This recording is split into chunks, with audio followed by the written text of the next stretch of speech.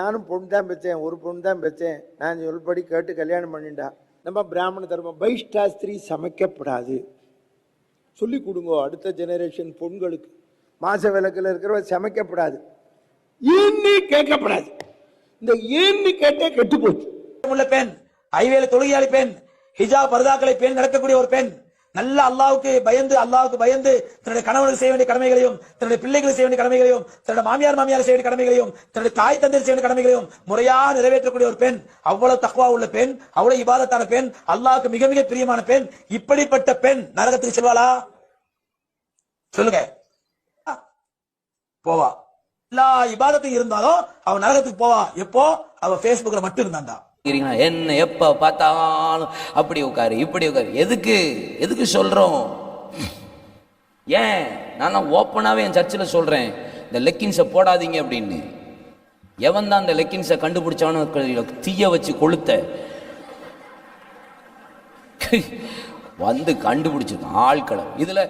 இதுல வேற சப்போர்ட் பண்ணி வேற பிரசங்கம் பண்றானுங்க. அது அவங்களுக்கு கம்ஃபர்ட்டா இருக்கும். கம்ஃபர்ட்டா இருக்குன்னா ஒன்னும் போடாம இன்னும் கம்ஃபர்ட்டா தான் இருக்கும். அறிவில்ல, எதை போடணும்ன்ற அறிவில்ல.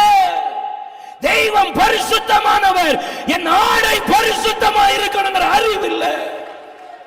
நான் அடுத்தவங்களுக்கு இடரல உண்டாக்குற மாதிரி ஆடை போடுவேன். நானா என் கழுத்துல எந்திர கல்லை கட்டுவானாக ஆண்டவன் போடுவாராக. நான் கடலுக்குள்ள பரிசுத்தம் ஏன் கடிந்து கொள்றோம்?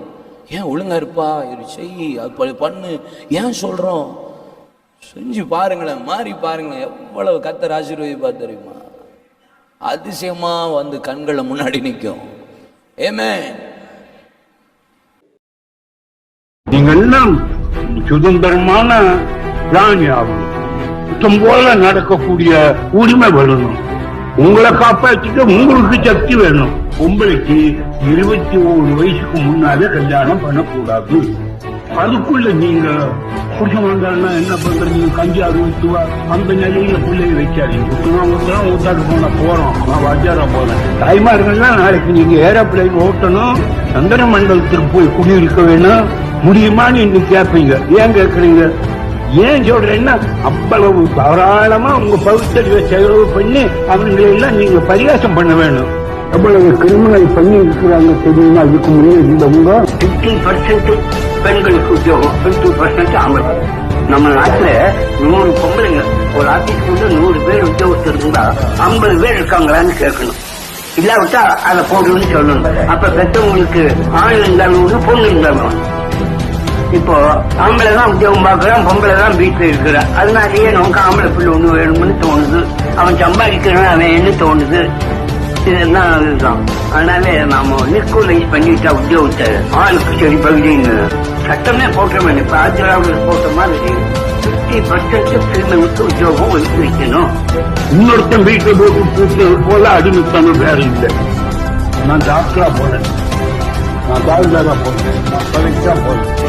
அடி மரம் எப்படியா சிந்திச்சா எப்படி தோணுது அப்படி வேணும் நான் சொல்றேன். நான் எங்க பேசினாலும் என் பேச்ச நம்பாது, நான் சொல்றபடி நடக்காது. ஆனா சிந்திச்சதுல உனக்கு என்ன தோணுது அந்த படிக்க நடந்துடும். அவள்கிட்ட சொல்லுங்க, சொல்லி வழங்க. பிராமண பையனா லவ் பண்ண சொல்லுங்க. சாப்பிடுறேன்